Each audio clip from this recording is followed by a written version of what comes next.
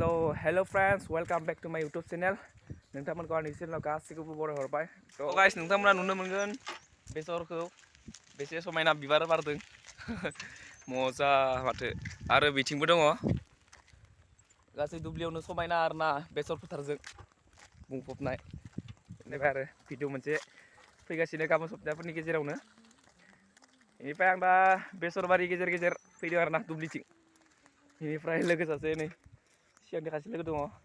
स' गाइस तामा मोजां नुयो आरोना बेसरबारिखौ नायोबाथाय बेसरनि फोथारखौ तामा मजा।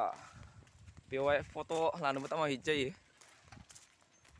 ओमफ्राय बिथिं आरो दं थालिर बागान, गय बागान, बागानानो बागान गामि। स' गाइस आं दा बेसर फोथार गेजेर गेजेर दङ आरोना दुब्लियाव फैदों आङो। नै बिथिं पुरा बेसे समायना नुदों दा बेसर बारिखौ।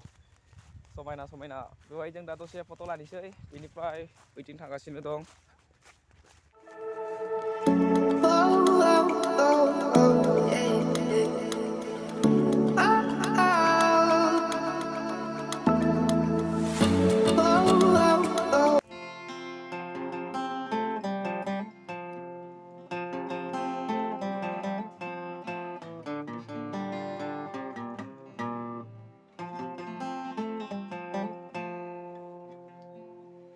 आँख है भरी